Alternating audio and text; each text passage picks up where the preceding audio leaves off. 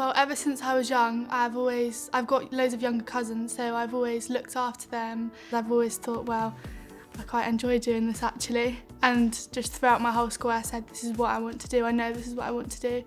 And here I am. I want to open a nursery. I also really enjoy supporting children with their needs. My steps to my dream job is to go on to my level 3 T-level and then go to university.